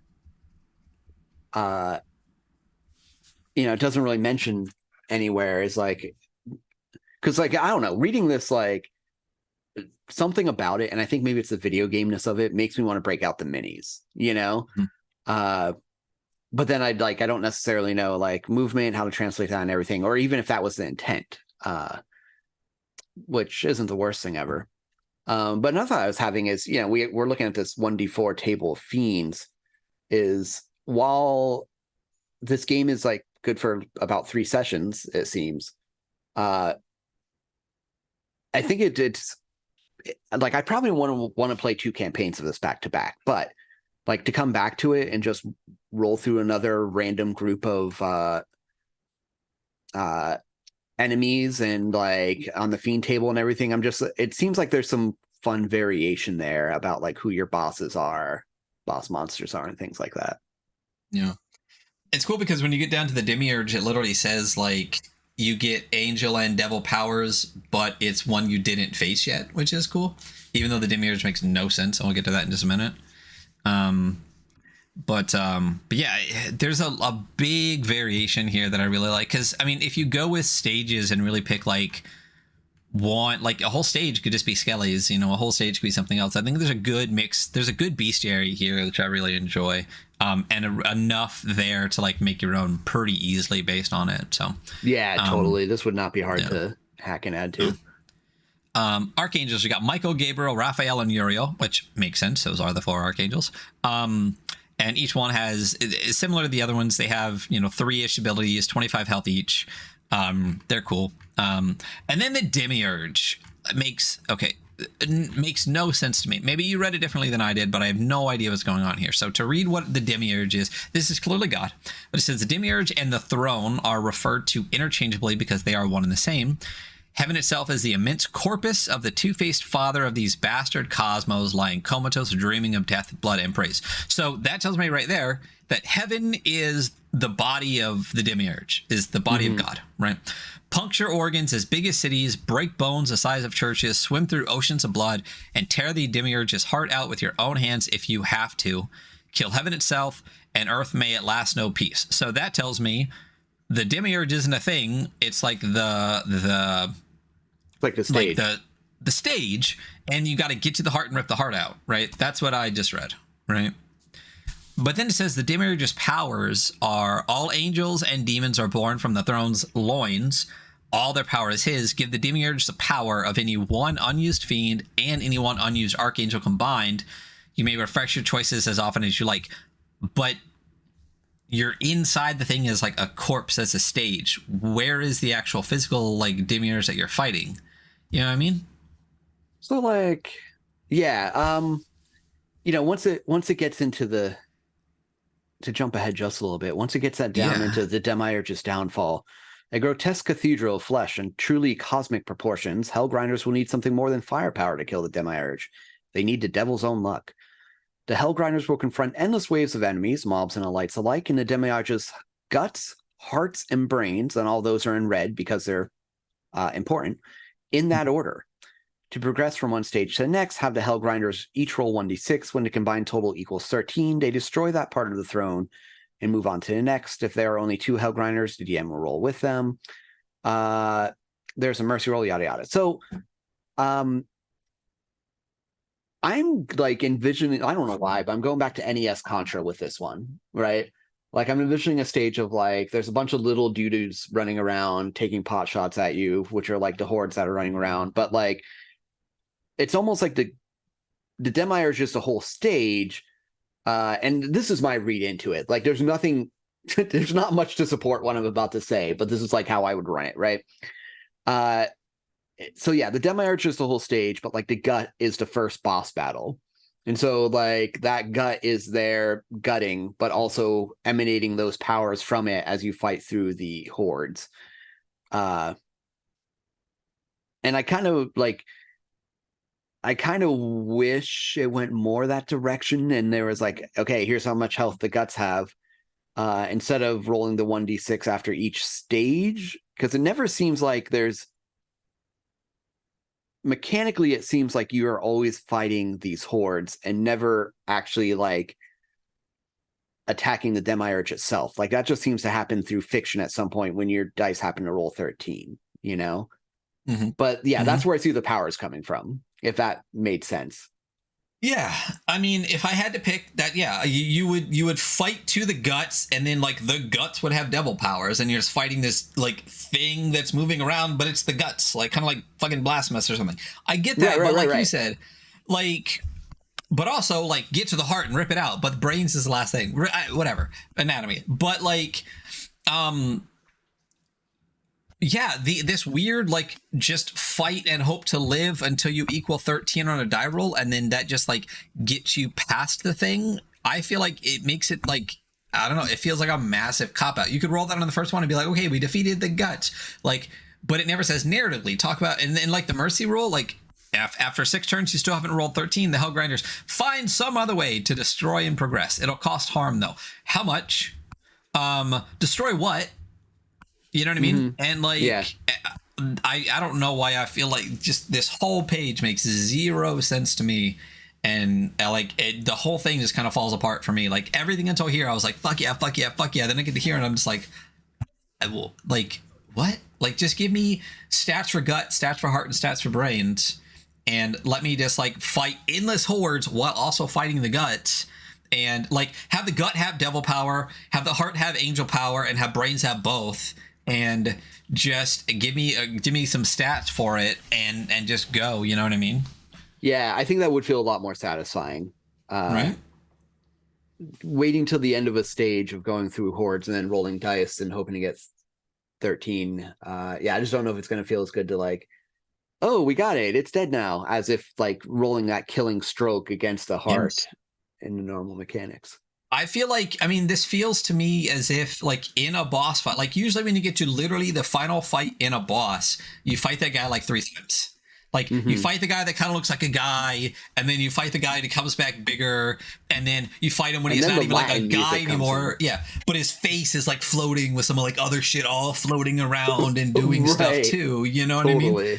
Like, give me that. I would not run the Demiurge any part of this except for gut, heart, and brains and like endless waves. Like, other than that, I would just make up my own shit as I went, because this to me, like, if archangels have like 25, make it like 35 or 40 for the gut, heart, and brains with endless waves. And exactly like I said, I would give gut devil powers, I would give heart angel powers, I would give brains both, and I would give them like maybe 30, 35, and 40 respectively if you're going to go in order, or 40, 45, 50, and just go from there. And that's how I would do this at the end. And to me, like you said, like, that would feel more like, I don't know, I feel like just rolling a 13 feels so like anticlimactic. I'm just like, Yeah, that. I fought Mhm. through 6 stages of stuff to finally get here, and now I just have to roll a 13.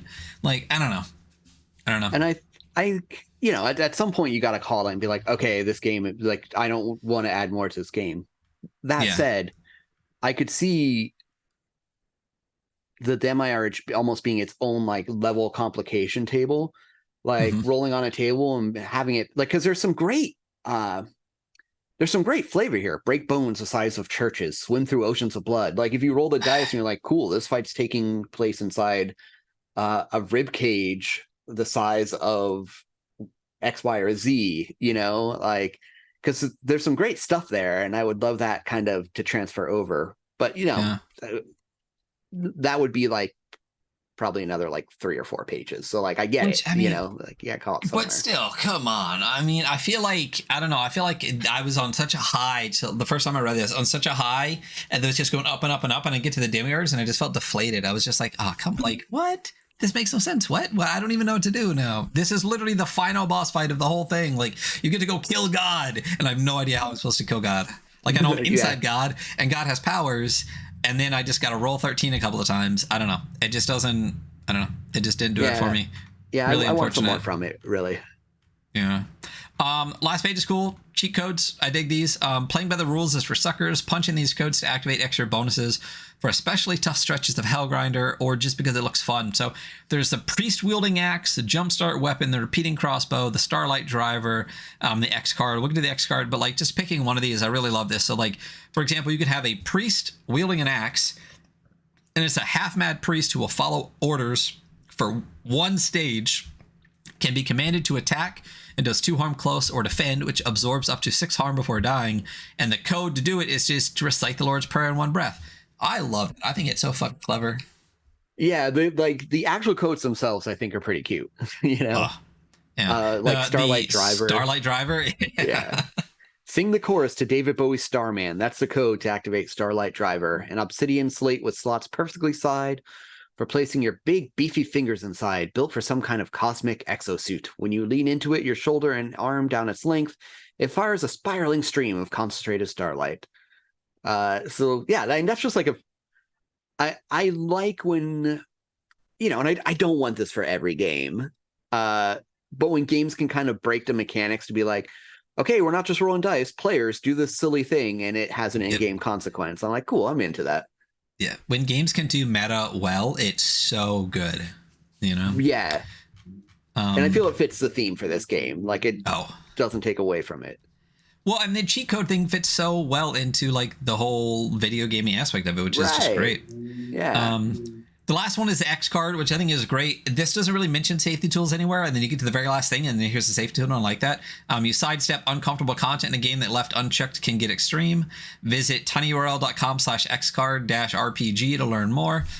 It's not hyperlinked, but basically, like, it's safety tools, and it says the effect is instant, and code, just tap the card. I like that. Like, first of all, safety tools should be in every game. I love them. We're huge proponents of safety tools here. Also, like, I also don't necessarily think you need like an entire page every single time.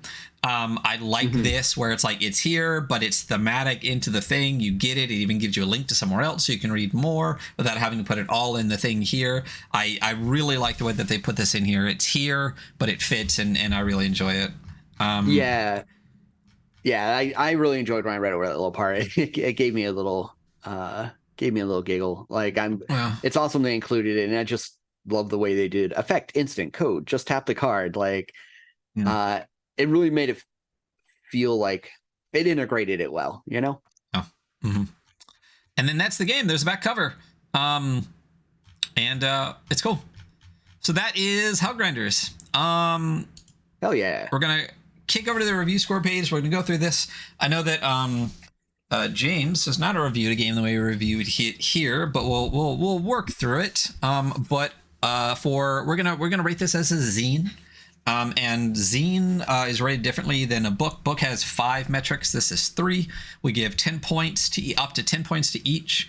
Visuals is all the visuals in the game. So that's layout, that's art, that's everything. It's how did the whole thing look. Rule set is just the rule set all the way through. Do we like it? How was it adapted? All those kind of things. And vibes, it's basically how I describe it is all of that together, and then how you feel at the end of it. Like if you read this cover to cover and then close it, put it down, like how badly do you want to play the game? And then on top of that, like the vibes themselves in the book, like how much does the book do what it says it does? Like if you have a whole book about hell and then you never really feel hell, then it's not really vibey, right? But like if the whole way through everything makes you feel like it integrates into itself and just really keeps feeding on itself, those are good vibes. So max of 30 here. 5 is considered just bang average, nothing good, nothing bad. It's not bad. 5 is just an average game. So an average game is like 15. But we don't, here's the thing. I know on the show we can get a little picky, especially me. But we don't review games we don't like. So we're picking out of love, you know? We want the best possible thing for you. Or for the game. So visually, what are your thoughts, James? So yeah, I think we talked a lot about the visualness of this already, and so a lot of this is just going to be like repeating some things we talked about. I think they did a great job of their font choices, their spacing, and things like that. And it's also just it's very clean, like it's easy to read. Even with the pen things in there, like there's not any visual choices that seem to really distract or anything like that. That said, it is an artless game, which I don't think art is necessary for games, but definitely spills into the visual aspect of it there. But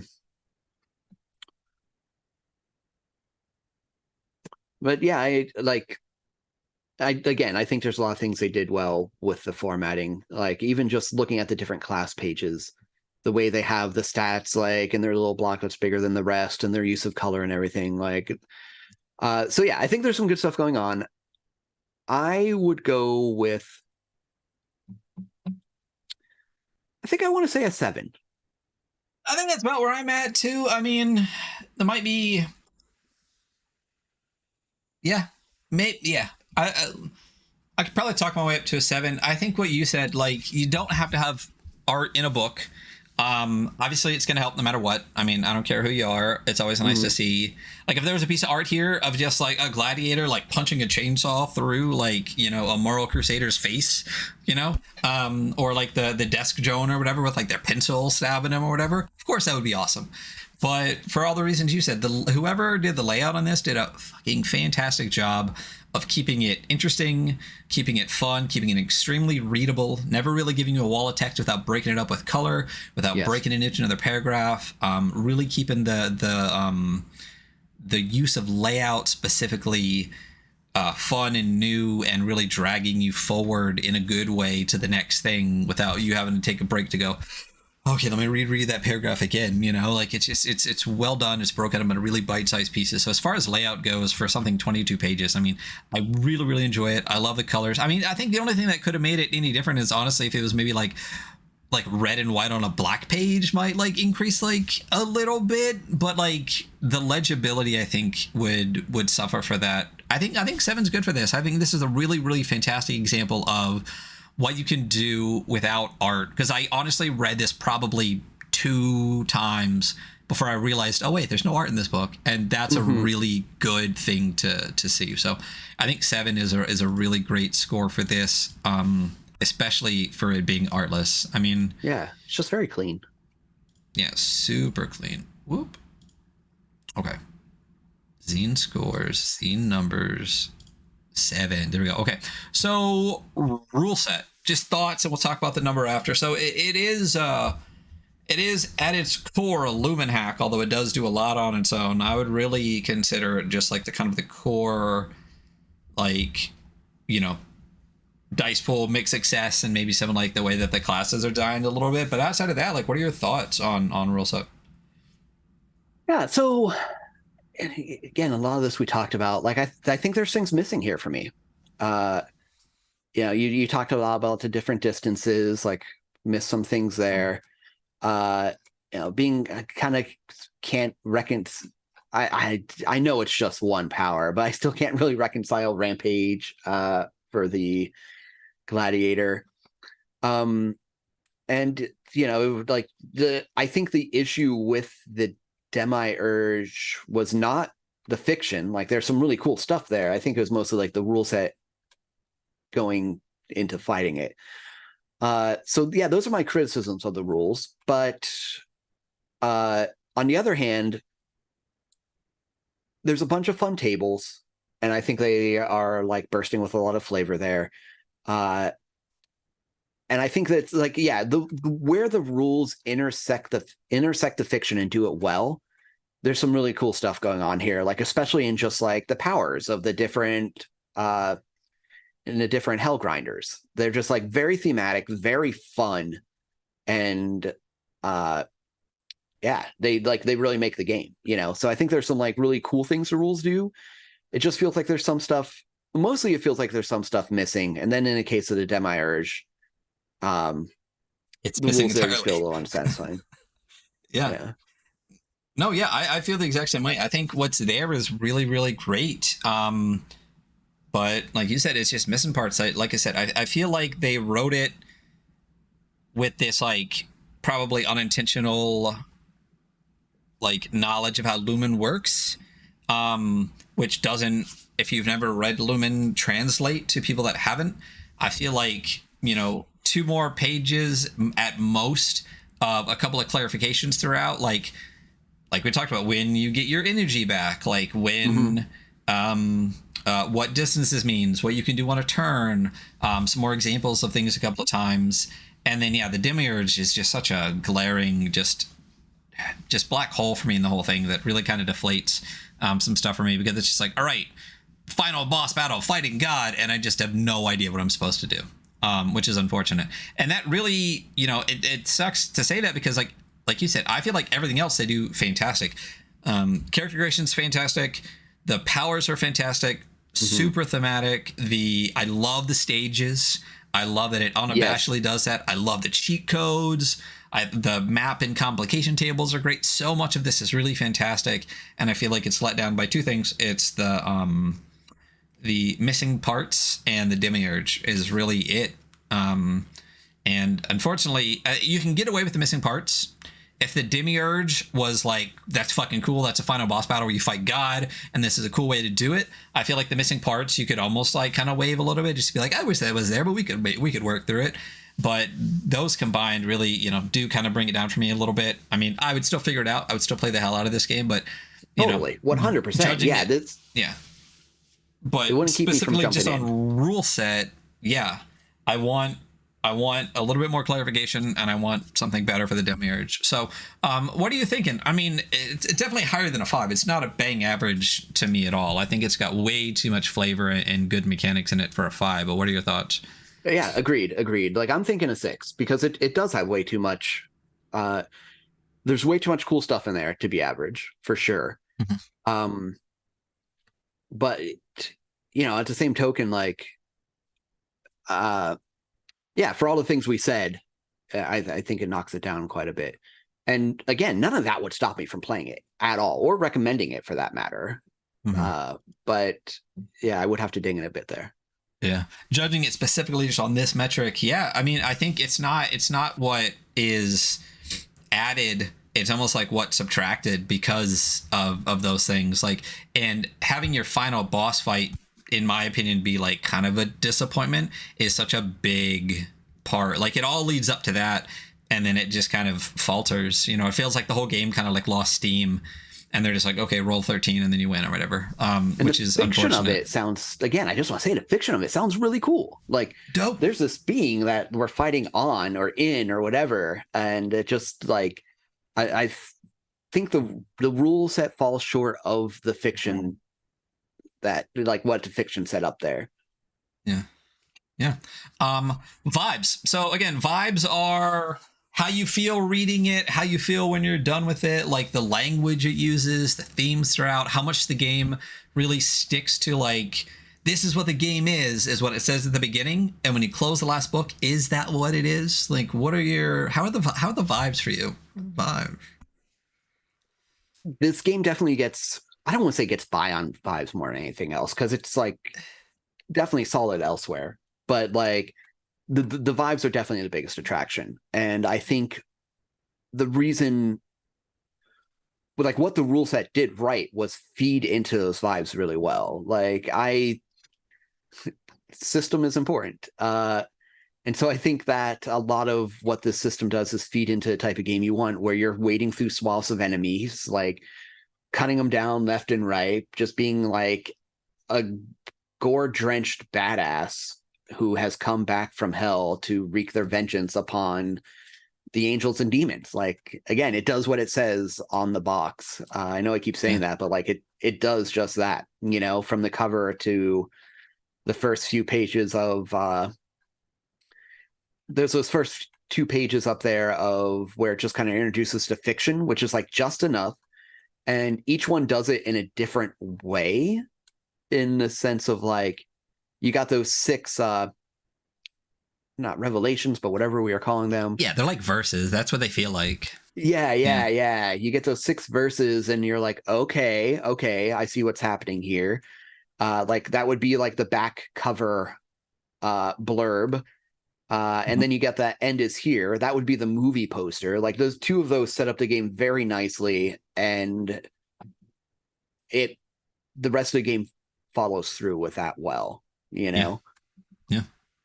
I'll say, yeah, fiction wise, I mean, the follow through, that's shined super hard. Like you said, like it in my opinion, it keeps its promise. Like, it promises in the beginning, you're going to get a boomer shooter where you fight your way through hell and kill devils and demons and through your lack of redemption, like, fight God or whatever. And like, you fucking do.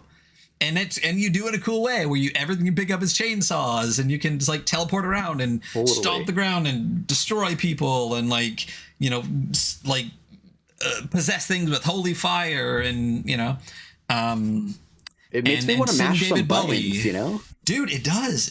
So like, to me, vibes are super high on this, and I love it. I mean, that's the thing that really, like you said, it carries it, but in a good way, in the way that it should. And like I said, it states a promise, and in my opinion, keeps it all the way through the demiurge. But for vibes, you know, I'm gonna let that slide just a little bit. So what are your thoughts on vibes? And with that, I'm gonna go with an 8 on vibes. We were exactly all the way through. Amazing. Of the same opinion. Yeah. Because I was a little iffy, but I was like, no, it does what it says it's set out to do, and it does it well. Yeah, I mean, I already had 8 plugged in there, so I'm glad that's what you went with. 7 plus 6 plus 8, 21, which is the same score that we gave Dark Grail last week, but they were different. They were like flipped in different ways. So yeah, 7, 6, 8 I think is really good for this, for a total score of 21 out of 30. I mean, that's a good score for a zine that's not in print, that does have some issues. You know, I mean, this is, to recap real quick, Hellgrinders is an illuminated by Lumen game where you are where angels and devils fought, basically destroy the earth, and you are these people left in hell that fight your way out to kill devils, kill angels, and kill God. And it does it well. Visually, like we said, no art, but the layout really pulls it through with how great it looks. The rule set is just missing some pieces, and it's kind of a disappointing ending. But the vibes are super, super high all the way through. It just over and over again through the book, it's just like, man, I just want to pick up a chainsaw and murder an angel, and that gives it a 21. But yeah, that's Hellgrinders. Despite its size, despite some things that are missing, I want to play this game super bad. Yeah, absolutely. Like there's nothing about this that makes it feel anything other than like it'd be worth the time you put into it, and I think for like some of the things we criticized it about, like ultimately it's a game you're playing for 3 sessions. You know what I mean? Like, and I absolutely think this rule set could carry a hell of a fun 3 sessions, Yeah, absolutely. Like I said, I would just rewrite the demiurge, and I mean, again, what I wanted to do took me like 30 seconds to be like, well, I would just do this. So that's exactly what it is. But yeah. Totally. So yeah, great game. I would definitely grab it. You definitely want to go to Bannerless's itch page. I believe it's just bannerless.itch.io. Let me say bannerlessgames.itch.io. You want to snag this. I don't remember. I actually think I got it as part of like the trans rights bundle a long time ago. And then my Dropbox is so big, I just wrote hell one time. It was like, let me see what games have hell in it. And I saw it. Love that. And I'm glad I did. I love this game. It's really, really great. So that is our episode. James, where can people find you and your stuff and marching order and news about what's coming up? Where is all of that? All right, so I got some cool shit here. So first off, you can go to crumblingkeep.com. That's our website. Web store's on there. If you Google, or not Google, if you do the Google, if you search for Crumbling Keep on any social media platform, I can't think of any that you're not going to find us on. So that's always a good place.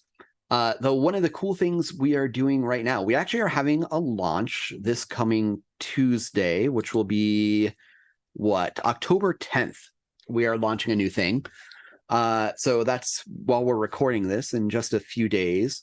So our artist for Marching Order, Mustafa Bakir, who was instrumental in setting the tone for the game. Like his art does so much for it.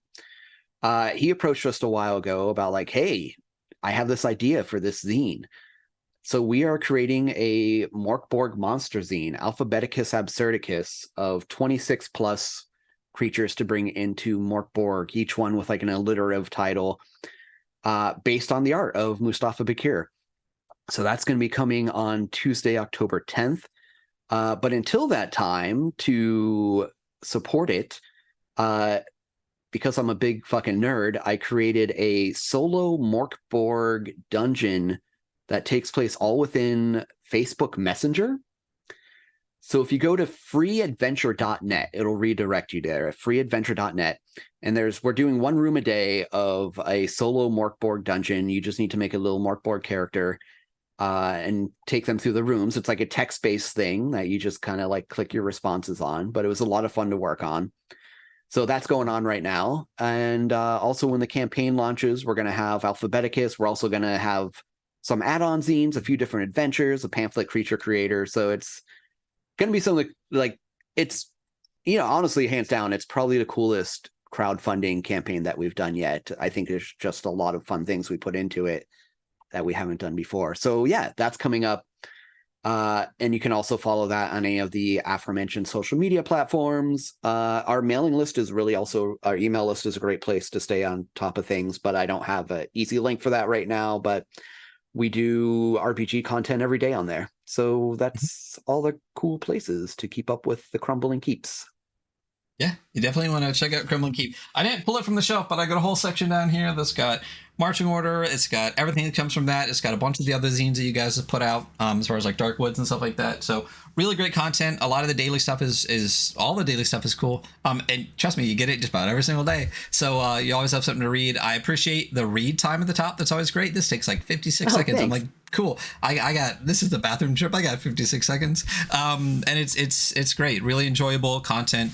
The guys at Crumbling Keep are fantastic. As I said, go watch our marching order episode, listen to the interview. Just good people making really awesome stuff. Definitely look forward to everything that they do. And again, you'll be hearing more about marching order soon. Not only this new Merkborg project from Crumbling Keep, but some other stuff going on. Eventually I'll get there. But yeah, so that's it. James, thank you so much for coming on. Really, really appreciate it. That was really fun to go through. Yeah, thanks so much for having me on, Ryan. This was a blast. Absolutely. So for those listening, you can find all of our stuff at our link tree, just / the weekly scroll after the link.tr or whatever.